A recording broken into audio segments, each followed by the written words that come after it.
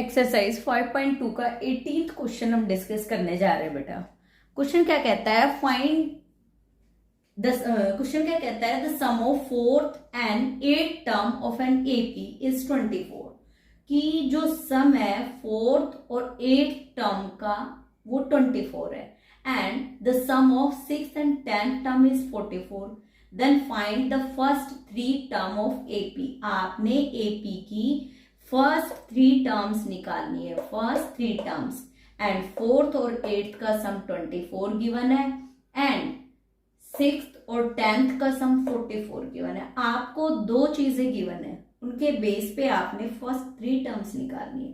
ठीक है बेटा, आपने क्या करना है, इस टाइप के क्वेश्चन में लेट कर लेना है, let A B the first term and D B the common difference.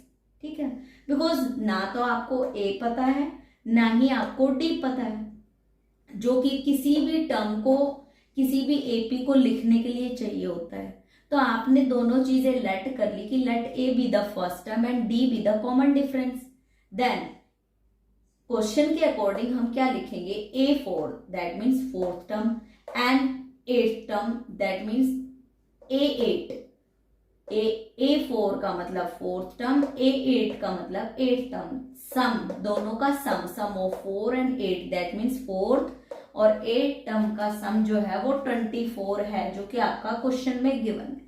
मैंने बेटा कोई नई चीज नहीं लिखी, जो यहाँ स्टेटमेंट में गिवन था उसी को मैंने फॉलो करते हुए A four plus A eight is equal to 24 लिखा। ठीक है, अब ए फोर को आप क्या लिख सकते हो, ए प्लस 3d लिख सकते हो। अगर ए फोर का अगर आप फॉर्मूला लिखोगे तो क्या होगा, A four is equal to A plus 3d, यही होगा ना आपका। तो मैंने ए फोर को लिखा A plus 3d and plus का साइन ये वाला मेरा as it is, and A eight को लिखा मैंने ए प्लस 7d।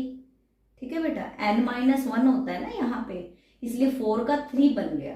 ठीक है, n मेरा यहाँ पे 4 है, a plus n-1 into D formula apply होता है। तो a मेरा एज इट इज, n मेरा 4 है, 4 में से 1 कम किया तो मेरा 3 आया। जो भी यहाँ a4 होगा तो यहाँ 3d लिखा जाएगा, अगर a8 है तो यहाँ 7d लिखा जाएगा। ये रूल होता है बेटा, फॉर्मूला होता है। ठीक है, अब a प्लस a मेरा 2a बन गया, 3d प्लस 7d मेरा 10d बन गया, एंड 24 मैंने एज इट इज लिखा। अब मुझे इन दोनों में जो कॉमन नजर आ रहा है वो 2 कॉमन नजर आ रहा है, दैट मीन्स मैं 2 को बाहर निकाल लूंगी। ओके, मैंने 2 को दोनों में से बाहर निकाला, एंड ब्रैकेट के अंदर यहाँ मेरा a बचा एंड यहाँ मेरा 5 रिमेनिंग रह गया। ओके, मैं 24 को क्या लिख सकती हूँ, 2 मल्टीप्लाई बाय 12। ठीक है, 24 को मैं क्या लिख सकती हूँ, 2 मल्टीप्लाई बाय 12। अब इस 2 से ये 2 मेरा कैंसिल। ठीक है बेटा, आप इसको डायरेक्टली भी कैंसिल कर सकते हो, या इसके अपॉन ले जाके भी आप डिवाइड करके भी कैंसिल कर सकते हो, जैसे में आप कंफर्टेबल फील करो वैसे करना है। ठीक है, अगर आप कैंसिल ऐसे साइन ना भी करो तो भी गलत नहीं होगा, ये आपको समझाने के लिए बताया जाता है कि कैंसिल हो गया है। ठीक है, तो आपके कैंसिल करने के बाद एक इक्वेशन निकल के आई, a plus 5d is equal to 12। a plus 5d is equal to 12, that means पहली इक्वेशन जो मुझे इसके लिए चाहिए थी वो मुझे मिल गई। अब मैं सेकेंड स्टेटमेंट का यूज करते हुए मैं दूसरी इक्वेशन निकाल रही हूं। ठीक है, 6th term and 10th term का सम जो है वो 44, that means a6 plus a10 is equal to 44। अब a6 का क्या फॉर्मूला होगा, a plus n-1 into D. n है मेरा 6 में से 1 माइनस किया 5d आ गया, a प्लस 5d। a6 को मैं क्या लिखूंगी, a प्लस 5d। a10 को क्या लिखूंगी, a प्लस 9d, और ये positive sign as it is बीच में आ जाएगा, इज इक्वल टू 44, जो कि क्वेश्चन में आपका गिवन है। कोई मैंने अलग से कुछ नया नहीं है इसमें। ठीक है बेटा, अब मुझे क्या करना है, सेम वेरिएबल वाली टर्म्स को एक करना है। a plus a 2a, 5d plus 9d 14d। ठीक है, मैंने 5 के अंदर 9 ऐड किया 5D में तो मेरा 14D आ गया इज इक्वल टू 44। अब अगर मैं ध्यान से देखूं इन दोनों A और D में मेरा कॉमन 2 आ रहा है। ठीक है बेटा, अब जो कॉमन ले लेते हैं उससे बेनिफिट क्या है कि आपका कैलकुलेशन वर्क कम हो जाता है बेटा। जब आप कैलकुलेशन करोगे तो कैलकुलेशन स्मॉल हो जाएगी एंड जो मिस्टेक होने के चांसेस है वो कम हो जाएंगे। इसलिए हम लोग हमेशा कॉमन लेते हैं ताकि जो हमारा सोल्यूशन निकले उसमें एक्यूरेसी आए। ठीक है, मैंने यहाँ पे 2 कॉमन लिया तो मेरा यहाँ A बचा सिर्फ और यहाँ मेरा 7D आ गया इज इक्वल टू 44 को मैं क्या लिख सकती हूँ 2 मल्टीप्लाई बाय 22। ठीक है, इस 2 से मेरा ये 2 कैंसिल आउट हो गया। क्लियर, इस 2 से ये 2 कैंसिल आउट। अब मेरे पास एक और इक्वेशन आ गई जिसको मैंने नाम दे दिया equation number 2, A plus 7D is equal to 22। ठीक है, इक्वेशन नंबर 2 ये है एंड इक्वेशन नंबर 1 मैंने इसके नीचे लिखी। अब मैंने क्या किया, सब्ट्रैक्ट कर दिया सेकंड में से फर्स्ट इक्वेशन को। ठीक है, subtracting equation 2 minus equation 1, equation number 2 में से मैंने 1 को सब्ट्रैक्ट किया। और जब भी किसी एक इक्वेशन में से दूसरी सब्ट्रैक्ट करते हैं तो उसके साइन चेंज हो जाते हैं बेटा। तो A पॉजिटिव से नेगेटिव, 5 पॉजिटिव से नेगेटिव, 12 पॉजिटिव से नेगेटिव। अब ये पॉजिटिव साइन जो ऊपर है A के पास, 5 के पास एंड 12 के पास, ये कंसिडर नहीं किए जाएंगे। अब आपके नेगेटिव साइंस जो हैं जो नीचे आए हैं this one and this one, ये कंसिडर किए जाएंगे। A positive A negative cancel out, यही 0 बन गया। 7D में से माइनस 5D किया, मेरा 2D आ गया। 22 में से 12 मैंने माइनस किया, प्लस का 10 आ गया। बिकॉज प्लस और माइनस में ऑलवेज ये प्लस है ये माइनस का 12 है। प्लस और माइनस जब भी हो तो माइनस होता है, बट साइन ऑलवेज बड़ी वाली वैल्यू के आगे जो साइन होता है वही अप्लाई होता है। ठीक है, आपके पास 2D इज इक्वल टू 10 आ गया। यहां से आपको D की वैल्यू मिल जाएगी बेटा, D is equal to 10 divided by 2। ठीक है, 2 जो है वो 10 को 5 पे कैंसिल कर देता है, दैट मीन्स डिस्टेंस मेरा 5 निकल के आ गया। ओके, मुझे 2 चीजें चाहिए होती है किसी भी AP को फॉर्म करने के लिए, पहला A दूसरा D। मुझे एक मिल गया, D मिल गया, बट D खाली D से काम नहीं चलेगा, so we have to find A also. ठीक है, that's why we put the value of D is equal to 5 in equation 1। इसलिए मैं D की जो वैल्यू है D इज इक्वल टू 5 को इक्वेशन नंबर 1 में पुट करूंगी। वाई? बिकॉज मुझे दिख रहा है कि जो इक्वेशन नंबर 2 है थोड़ी उसमें बड़ी वैल्यू है, जैसे 7 है 22 है। उससे क्या होता है, कैलकुलेशन वर्क जो है वो आपका टाइम वेस्ट करा देता है। और इसमें बहुत स्मॉल कैलकुलेशन है जो आप माइंड से कर सकते हो, इजीली कर पाओगे।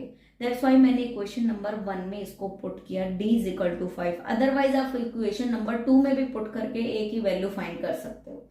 मैंने D के प्लेस पे 5 पुट किया, A plus 5 into 5 is equal to 12।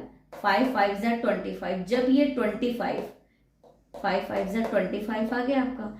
जब ये 25 12 के पास जाएगा, दैट मीन्स जब इज इक्वल टू को क्रॉस करेगा 25 तो पॉजिटिव से नेगेटिव में कन्वर्ट हो जाएगा बेटा। जब भी कोई digit is equal to cross करता है, अगर वो पॉजिटिव है तो वो नेगेटिव बन जाएगा, अगर वो नेगेटिव होगा तो वो पॉजिटिव में कन्वर्ट हो जाएगा। ठीक है, 25 माइनस 25 प्लस 12 माइनस का 13, because plus minus always minus होती है, बट साइन जो बड़ी वाली वैल्यू के आगे जो साइन होता है, जैसे 25 के आगे माइनस का साइन है, so we apply minus sign. Okay, clear? आपको A की वैल्यू मिल गई 13 एंड D मिल गया -13 सॉरी, एंड D मिल गया आपको 5। अब आपको A और D पता है और क्वेश्चन में आपसे फर्स्ट 3 टर्म्स पूछी गई हैं AP की। ठीक है बेटा, आपकी टर्म क्या होगी, A plus D, A plus 2D। A मेरा क्या है -13, a plus D that means -13 + 5। बेटा डी की वैल्यू 5 है, मैंने वहां पुट कर दिया। a -13 + 2 multiply by D that means 5, 5 2 = 10 और 10 13 में से माइनस करेंगे तो -3 एंड 13 माइनस के 13 में प्लस का 8 ऐड करेंगे तो -8। दैट मीन्स मेरे पास जो पहली 3 टर्म्स निकल के आई है वो आपकी -13 -8 -3 है। कंफ्यूज नहीं होना है, स्टेटमेंट को रीड करो और उसके अकॉर्डिंग स्टेप बाय स्टेप आपने करना है। फर्स्ट इक्वेशन निकाली, सेकेंड इक्वेशन निकाली, दोनों को सॉल्व किया, देन ए और डी की वैल्यू मिली हमें एंड ए और डी की वैल्यू को हमने एपी जो फॉर्म करते हैं उसके अंदर पुट कर दिया। ए प्लस डी, ए प्लस 2डी, एपी इसी फॉर्म में होती है ना बेटा हमारी, तो मैंने उसी इक्वेशन में ए और डी की वैल्यू पुट कर दी। ठीक है, क्लियर। नेक्स्ट क्वेश्चन डिस्कस करते हैं बेटा। क्वेश्चन नंबर 19 आपका क्या कहता है बेटा? Subba Rao started work in 1995। Subba Rao ने काम करना शुरू किया 1995 में। एट एन एनुअल सैलरी, उसकी जो एनुअल सैलरी थी वो आर से मतलब बेटा RS है ये, ₹5,000 थी and receive an increment of RS 200 each year. ठीक है बेटा, उसकी एनुअल सैलरी 5,000 थी और हर एक साल उसका 200 रुपीज का इंक्रीमेंट होता था। इंक्रीमेंट से मतलब है बढ़ोतरी होती थी, 200 रुपए जो सैलरी थी वो बढ़ जाती थी, हर साल 200 रुपए बढ़ जाती थी। ठीक है, in which did his income reach, कि कौन से ईयर में उसकी जो इनकम है वो 7,000 के रीच हो जाएगी, दैट मीन 7,000 हो जाएगी। वो कौन सा ईयर है जिसमें उसकी सैलरी 7,000 हो जाएगी। ठीक है बेटा, अब हमें जो जो क्वेश्चन में गिवन चीज है उसके बेस पे हम क्वेश्चन करना शुरू करते हैं। The annual salary drawn by the Subba Rao in year 1995 से उसने काम शुरू किया। 95, 96, 97 मैंने 3 ईयर का डेटा ले लिया। ठीक है, फर्स्ट ईयर में उसकी सैलरी एनुअल सैलरी 5,000 थी। ठीक है बेटा, अब नेक्स्ट ईयर 200 रुपीज इंक्रीज हो गए तो 5,200। ठीक है, नेक्स्ट ईयर 200 रुपीज और इंक्रीज हो गए तो 5,400, बिकॉज बेटा 200 रुपीज हर साल बढ़ते जा रहे हैं सैलरी में। ठीक है, फोर्थ ईयर उसके हो गए 5,600। ठीक है, और लास्ट इसने बोला है कि 7,000 कौन से ईयर में हुई। अब अगर ऐसे मैं करूंगी तो उसमें बहुत टाइम टेकिंग होगा, तो एपी मेथड में यूज करते हुए इसको सॉल्व करती हूँ। फर्स्ट ऑफ ऑल मुझे डिफरेंस वैसे तो पता है 200 है, बट मैं निकाल लेती हूँ A1 में से A2 में से A1 माइनस किया, दैट मीन्स पीछे वाली वैल्यू में से आगे वाली वैल्यू मैंने माइनस की, तो 5,200 माइनस 5,000 दैट मीन्स 200 मेरा डी आ गया, डिफरेंस आ गया जो इसके लिए जरूरी था। सेकंड, एन मुझे गिवन है 7,000, ये जो वैल्यू गिवन है, सॉरी ये जो रुपीज गिवन है 7,000, ये एन की गिवन है बेटा। ठीक है, एन है मेरा 7,000, बिकॉज मुझे नहीं पता एन ही क्यों लिया, बिकॉज मुझे नहीं पता कि ये कौन से ईयर में उसको 7,000 रुपए बढ़ के मिले थे, तो मैंने उसको एन मान लिया कि एन इज इक्वल टू 7,000। ठीक है, मैंने लेट कर लिया कि ये जो 7,000 है वो एन है, बिकॉज मुझे एन नहीं पता। एन है बेटा ईयर, कि कौन से ईयर में उसकी सैलरी 7,000 थी, वो मुझे पता ही नहीं। जो मुझे नहीं पता उसको मैंने लेट कर लेना है। N is equal to 7,000, 7,000 is equal to A plus n minus 1 into D. मैंने ए एन का फॉर्मूला लगाया, ए एन की वैल्यू यहां लिखी, is equal to A plus n minus 1 into D. अब जो जो चीजें मेरे पास हैं ए और डी, मैंने वो उसमें पुट कर देनी है, तो मेरे पास एन की वैल्यू आ जाएगी। मुझे ए पता है 5,000 गिवन है बेटा क्वेश्चन में। ओके, डी मैंने अभी अभी निकाला है 5,200 में से 5,000 माइनस करके 200। ओके, मैंने डी पुट किया। अब ये जो 5000 है जब इज इक्वल टू क्रॉस करेगा तो पॉजिटिव से नेगेटिव में कन्वर्ट हो जाएगा बेटा। और इस 200 को मैंने आगे लिखा, इसके आगे लिख दिया नेक्स्ट स्टेप में। उससे कोई फर्क नहीं पड़ता n-1 इंटू 200 लिखो या फिर 200 इंटू n-1 लिखो, बात सेम है। कंफ्यूज मत होना कि ऊपर तो आपने n-1 इंटू 200 लिखा हुआ है एंड नीचे आप 200 इंटू n-1 लिख रहे हो, बात सेम है बेटा। आप 3 में 2 मल्टीप्लाई करो या 2 में 3 मल्टीप्लाई करो, सेम बात होती है। वैसे ही n-1 में 200 मल्टीप्लाई करो या 200 में n-1, सेम बात है, कोई फर्क नहीं है, इन दोनों में कोई डिफरेंस नहीं है, ठीक है। अब 7000 में से 5000 माइनस किया, 2000 मेरा आ गया, ठीक है। यहाँ मेरा 200 जो है वो जब इज इक्वल टू क्रॉस करेगा तो ये इस वैल्यू के साथ 200 n-1 के साथ मल्टीप्लाई में है तो ये किस में कन्वर्ट हो जाएगा, डिवाइड में। 0 से मेरी 0 कैंसिल आउट हो जाएगी और 220 को 10 पे कैंसिल आउट कर देगा।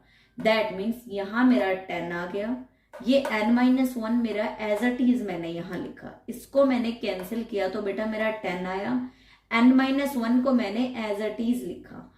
अब मुझे तो वैल्यू फाइंड करनी है n की, कि वो ईयर कौन सा है जिसमें उसकी सैलरी 7000 तक पहुंच गई थी, ठीक है। मैंने जो n के साथ कांस्टेंट वैल्यू है मैंने उसको इज इक्वल टू के उधर शिफ्ट कर दिया। जब वो इज इक्वल टू के इधर जाएगा तो नेगेटिव से पॉजिटिव बन जाएगा। 10 + 1 दैट मीन्स 11। n जो है वो मेरा 11 आ गया।